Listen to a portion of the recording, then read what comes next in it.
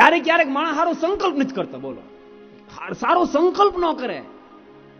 સંકલ્પ કરી સિદ્ધ થાય તોય મળો, સારો સંકલ્પ ન કરે. એ એક ભગતને છે ને શંકર રાજ થયા, પ્રસિદ્ધ પ્રસંગ છે ને, માગી પેલો માગવા ગયા ને શંકર કે સાંભળ, પણ તું માગીશ ને એટલી વાત યાદ રાખજે, તને જે મળશે ન કરતા તારા પાડોશીને ડબલ મળશે.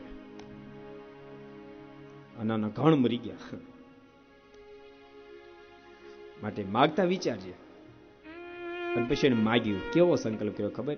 તો પછી એક કામ કરો, મારી એક આંખ ફૂટી જાય. તો કે જીવની દિશા તમે જોવો, બોલે બે ફૂટી જાય. હાવ સુરદાસ.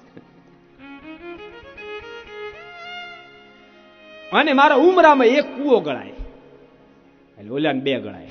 જોઈ લે, મારે ધમકો ના એ રાખે પછી કાયમ માટે. જીવ સારો સંકલ્પ નથી કરી શકતો. ભક્તો, સારા સંકલ્પ કરશો. જ્યાં સુધી સારા સંકલ્પ નહીં ઉઠે ત્યાં સુધી ભક્તો યાદ રાખજો, તમે ક્યારે પણ ઊંચાઈને પ્રાપ્ત નહીં કરી શકો. જેને જેને ઊંચાઈ પ્રાપ્ત કર્યું એ ભક્તો સારા સંકલ્પ કરતા શીખી જાય. સારા સંકલ્પ થશે ભક્તો, જીવાત્માને જેવા સંકલ્પ થાય ને એવી જ એની ક્રિયા થાય. જેવા સંકલ્પ જીવ કરે એવી એની પ્રવૃત્તિ થાય. પેલા વાણિયાભાઈ ની વાત છે ને, એક વાણિયાભાઈ રોજ તળાવ ને કાંઠે પવન ખાવા જાય, વહાર ખાવા. એમાં ભેંસ્યો આવે, કુંઢી ભેંસ્યો, ભારે સરસ. વાણિયાભાઈ ના મનમાં રોજ સંકલ્પ, આહા હા ભારે શિંગડાઓ કુંડા, આમાં પગ નાખ્યો કેમ થાય? રોજ ભેંસ્યો, રોજ આને સંકલ્પ થાય.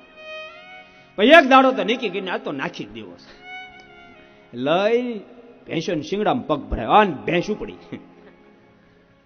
બચાવો બચાવો બચાવો, રાડે રાડ થયા. માણસ 10-20 જણા ભેળા થઈને ભેંસને ઉભી રાખી અને પછી શિંગડામાં પગ કાઢ્યો. અને પછી કીધું, ભલામણ જરાક વિચાર તો કરવો હતો, આ ભેંસના શિંગડામાં પગ ન ખાય? તો એમને નાખ્યો, 6 મહિનાથી વિચારતો હતો.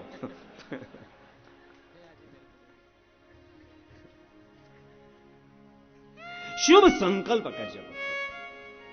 સારા સંકલ્પ થશે, કોઈને કોઈ દાડો ભક્તો સારી ક્રિયા થશે.